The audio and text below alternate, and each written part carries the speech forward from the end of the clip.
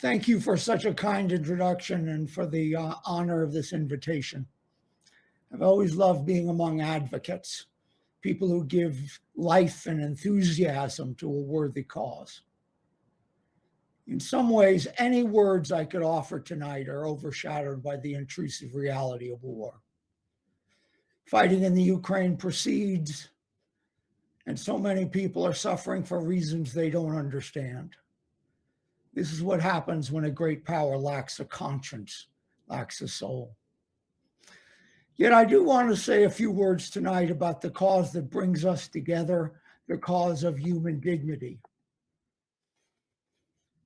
Those who have read my columns, probably all 6 of you, know that I with cancer for several years.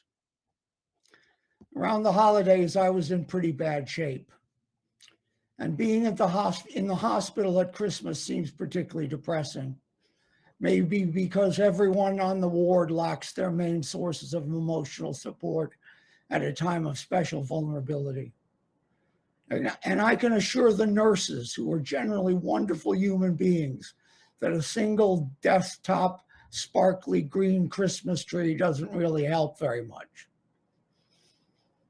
I am doing much better now, praise God and Dr. Atkins. But having even a medium range brush with death forces you to consider much about your life.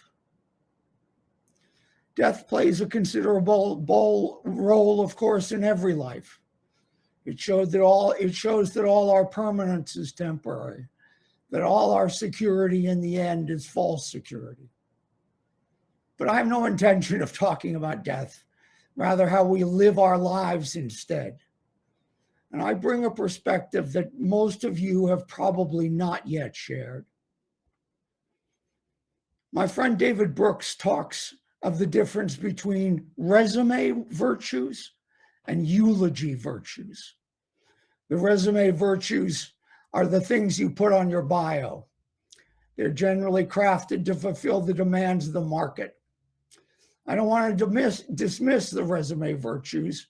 Like many of you, I had the grades, the test scores, the talents, the job experiences that gave me an interesting professional life. But lying there on a gurney under the flashing lights of a green Christmas tree, I can tell you that few are focused on the resume virtues. The eulogy virtues are primary and sometimes accusatory. How well did you love? Whom did you serve?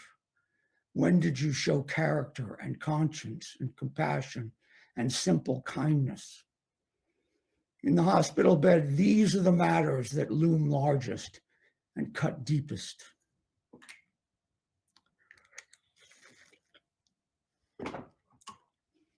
When I surveyed my mostly self-interested life, I did have one source of confidence. I knew that global health is worth every hour, every minute that I have devoted to it over the years. I did push for PEPFAR in every meeting to which I had access.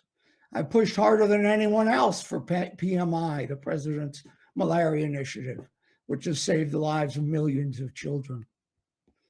Every meeting I have attended on these issues, every reporting trip to the developing world, every column I have devoted, every speech for one that I have made at a college or church has been part of a sacred mission, the mission of defending human dignity. And if this sounds prideful, I would remind you that this is exactly the cause that you serve with such persistence and distinction today. This is the cause we share, and it would be hard to imagine a higher or better one. Among the greatest rewards of my life has been a series of unforgettable faces and images, some of which you have heard me talk about before.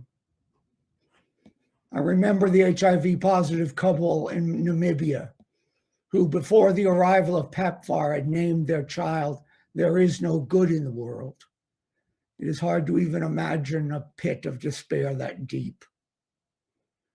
I remember the church I visited in northern Mozambique, which consisted of a wooden frame and thousands of strips of newspaper. When a breeze came across the valley to the high place where we sat, moving the strips like the ripples of a lake, it seemed like God's own breath.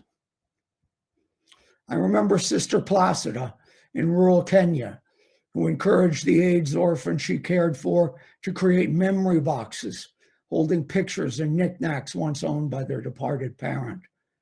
A whole life contained in a tiny box. I remember a man named Moses, one of the first Ugandans to receive AIDS drugs, who visited schools to reduce stigma and encourage good habits of sexual health. When he invited me to his very modest home and sang God's blessing on me, I realized that I was the neediest soul in the room. For me, these examples do not constitute an approach to development we should consider. These are examples of how to be more human. They are a masterclass in living a life of purpose and dignity. In nearly every situation, I was the student, not the teacher, the blessed rather than the blesser. This ideal of humble altruism has led each of us by many paths to one. The work of one is essential and varied. It develops persuasive and winsome advocates. It encourages people who cross divisions rather than feeding conflict. At one, our focus is to unleash the largely untapped power of engaged citizens. And you will display, if you recognize it or not, the eulogy virtues. Do not regret a single moment I spent in service to the global poor through one. And I assure you, someday this will matter greatly to each of you. There's one last lesson I learned at one.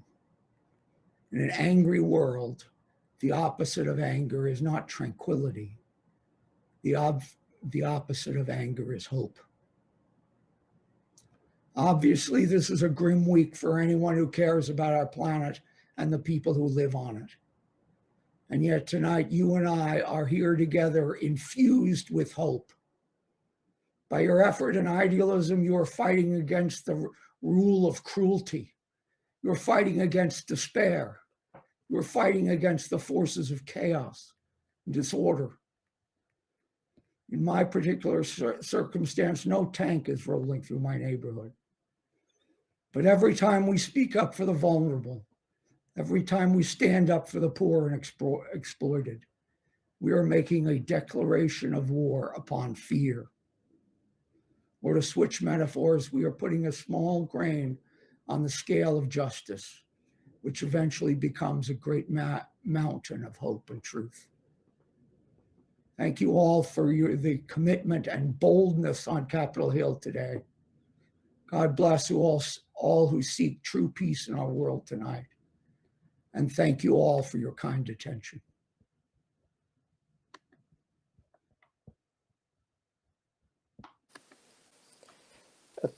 Thank you, Mike. It's honestly, I think I can speak for obviously this one family, this entire activist community who've been so lucky to hear your words, to be with you on Capitol Hill and other places, as you said, college campuses, faith communities around the country, and to be in this fight with you is an honor, and it's we're glad you're feeling better too, and thank you for being with us here tonight for your words.